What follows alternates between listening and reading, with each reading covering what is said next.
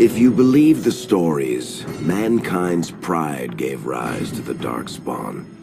Countless in number and toxic to all life, Darkspawn search endlessly for an archdemon. When they find one, Darkspawn armies surge up from their corrupt barrows beneath the ground, and a blight begins.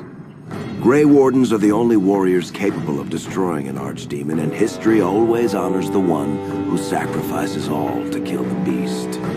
In the fifth blight, the Warden was the hero of Ferelden, a mage living in the Circle Tower in Lake Calenhad. Drawn into an escape plot by another mage, the hero became snared in the Circle's dangerous politics.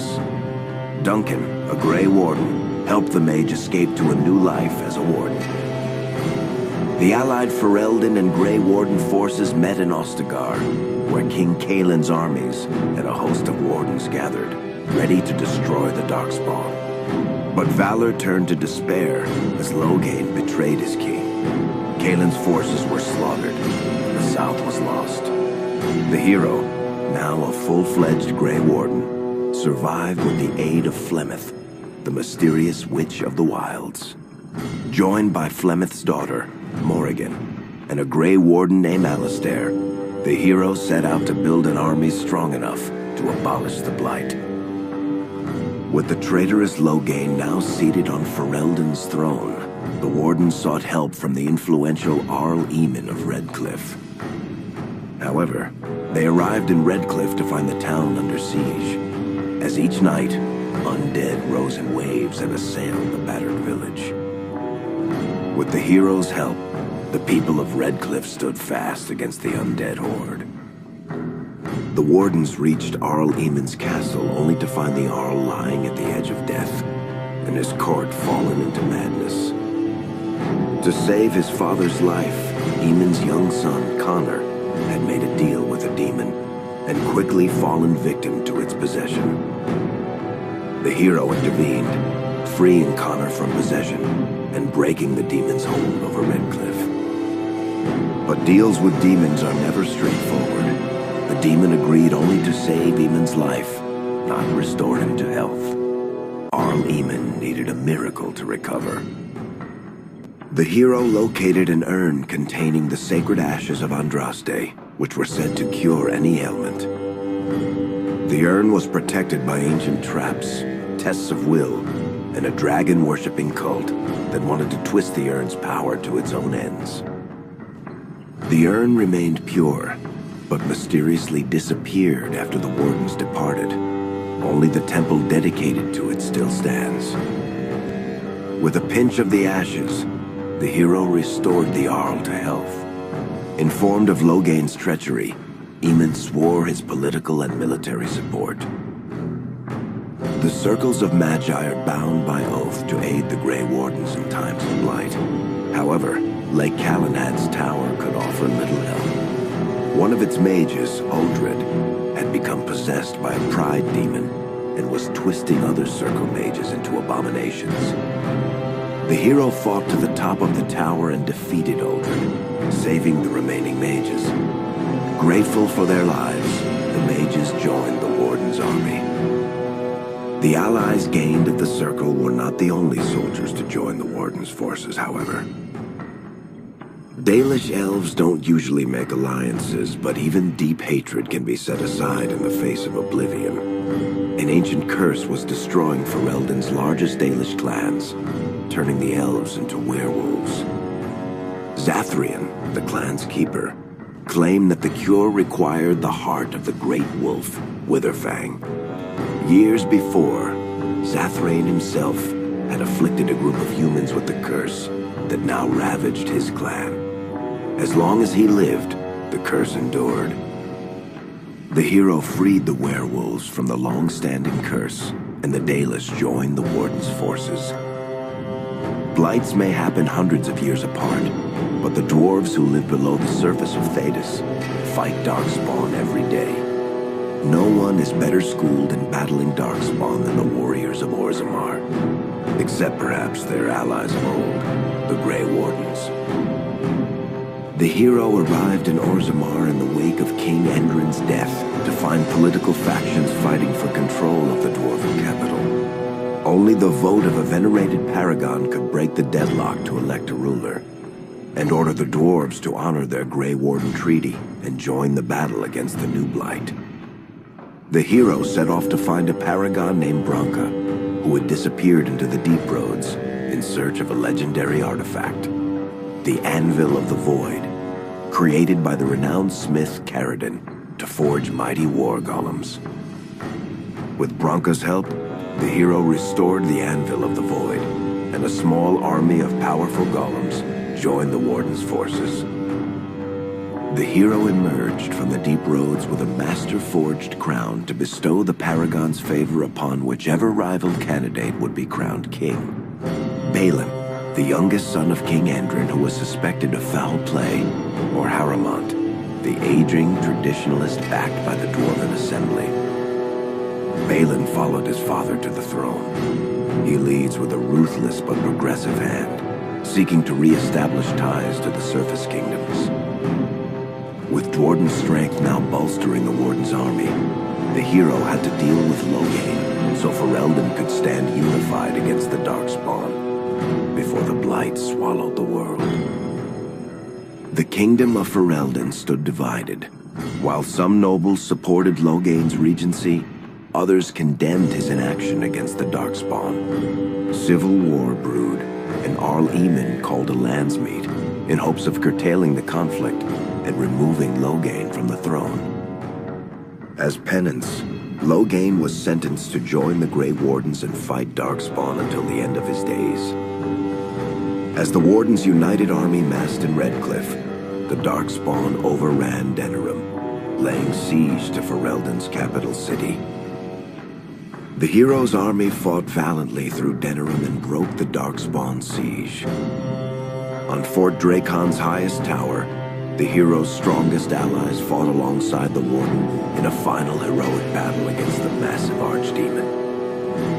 The Archdemon was killed without the sacrifice of a Grey Warden's life. With no Archdemon to lead them, the Darkspawn scattered. Most fled underground, still teeming in number and always seeking a new Archdemon to awaken. The shattered kingdom of Ferelden embarked on a long journey to recovery. In the Blight's aftermath, strong leadership was crucial. Alistair, King Caelin's half-brother, and Queen Enora, Caelin's widow and daughter of Loghain, joined in a political union. Together, they ushered Ferelden into a new era. Ferelden still stands, as obstinate and resolute as the Dog Lords ever are, but the events of the Fifth Blight loom over it as the nation rebuilds. For people across Thedas, legends of the hero of Ferelden remain the nation's brightest beacons of hope during its darkest times.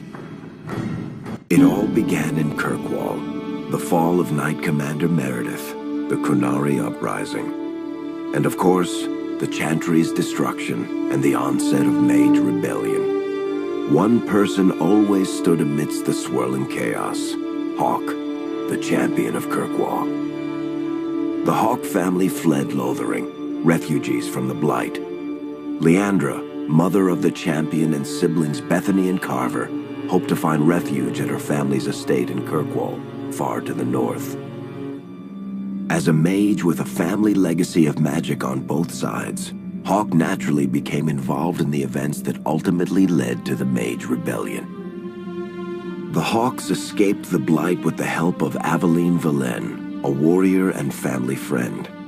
It's said that the family was also aided by Flemeth, the notorious Witch of the Wilds. Hawke's sister Bethany never reached the Free Marches. She was killed by Darkspawn while defending her family. The family's first years in Kirkwall were difficult. Leandra's brother Gamlen had lost the family fortune. The Hawks lived in poverty, forced to indenture themselves in return for entrance to the city. To pay off the debt, Hawke was forced to work for a gang of smugglers. All the while, Hawke and Carver did their best to hide Hawke's magic from the Templars. Opportunity eventually struck in the form of a dwarf named Bartran Tethras, who was planning an expedition to the Deep Roads. It was a long shot, but with gold gained from the expedition, Hawk could free the family from its criminal creditors and further Templar scrutiny. Hawk met a rogue Grey Warden named Anders, who possessed detailed maps of the Deep Roads. These maps were crucial to the expedition's success. Once Hawk obtained them, everything else fell quickly into place. Out of concern for his safety, Hawk insisted that Carver stay in Kirkwall rather than accompany the expedition. Hawk did find ancient dwarven treasure, but the group also stumbled upon a statuette formed from a strange red lyrium. Upon returning to the surface, Hawk learned that Carver had joined the Templars, pursuing his own fate instead of living in his sibling's shadow. The gold Hawk recovered from the Deep Roads brought back Leandra's stately childhood home in Hightown. The Hawks had barely settled into their new home when Leandra was murdered, a deeply sinister and twisted killing. Hawk hunted down Quentin, the blood mage responsible, but could not prevent Leandra's death. Leandra's tragic death was part of a critical problem facing Kirkwall. Rising tension between the city's mages, who felt increasingly oppressed, and Templars, who grew increasingly suspicious of their activities. Adding to the strain, a large contingent of Qunari had also established themselves in Kirkwall, much to the growing discomfort of the city's rulers. After their dreadnought was shipwrecked many years before, a group of stranded Qunari were allowed to remain in a cordoned-off area in Lowtown. As time passed, the Qunari made no effort to return home, and offered no explanation about why they remained. Tensions rose to a breaking point. Revered Mother Patrice, convinced the Qunari were a threat to the Chantry's faith, incited violence between the Qunari and the Kirkwall populace. Hawk knew that Patrice would bring about unnecessary conflict. Though the champion tried to stop her, Patrice orchestrated the murder of Seamus Dumar, a Viscount's son and a recent convert to the Qun. When her crime was discovered, a Qunari assassin killed her. After Seamus was murdered, the Arishok of the Qunari group lost patience with the humans of Kirkwall. They would now submit to the Qun or die. The Qunari struck hard and fast. They took the palace in Hightown and beheaded the Viscount to immediately quash any resistance. Aided by Knight Commander Meredith and First Enchanter Orsino, Hawk reached the palace and stood toe-to-toe with the fearsome Qunari leader. Hawk fought the Qunari leader. The fierce battle resulted in the Arishok's death and the liberation of Kirkwall from its brief occupation. The Qunari quickly withdrew from the city entirely. Hawk saved Kirkwall and earned the grudging respect of the city's Templars, mages, and nobility, along with the title that history remembers, the Champion of Kirkwall. Kirkwall's problems were still not over, however.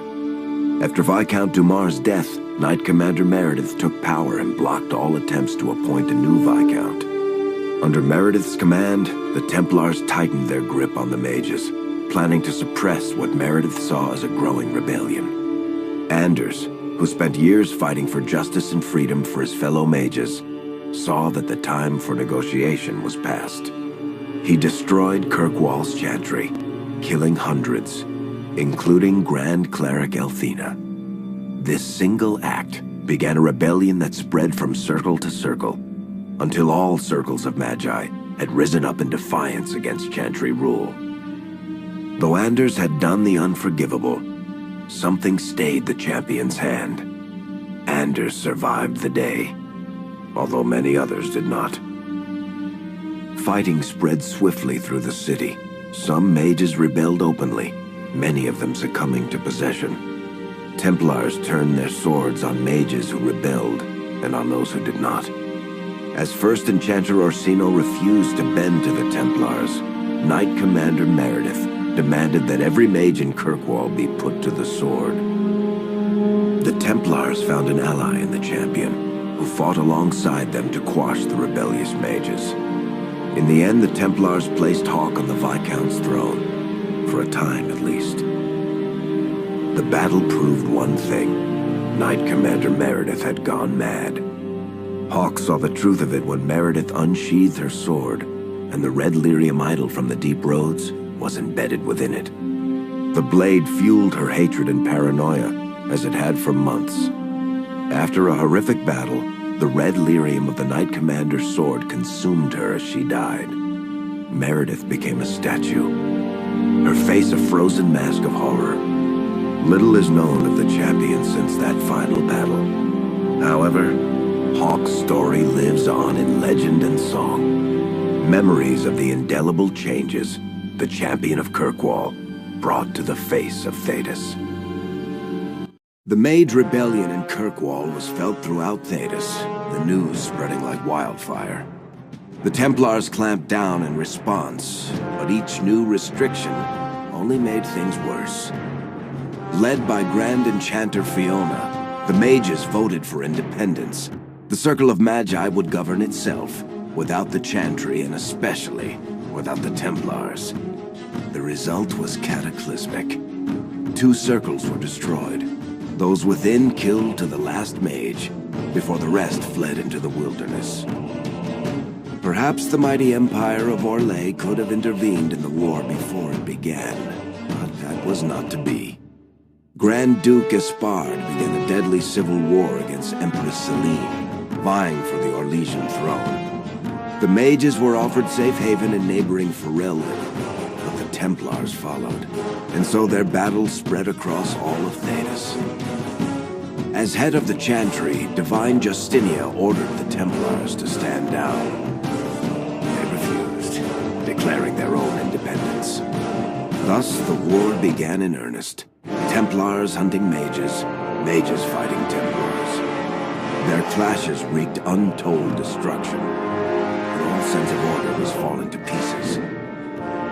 Divine Justinia made one final desperate bid to end the war. She approached the leaders of both sides and convinced them to come to a conclave held on neutral ground. With the Chantry to mediate, mages and Templars will talk for the first time since this all began. It is our last, and perhaps our only, chance for peace.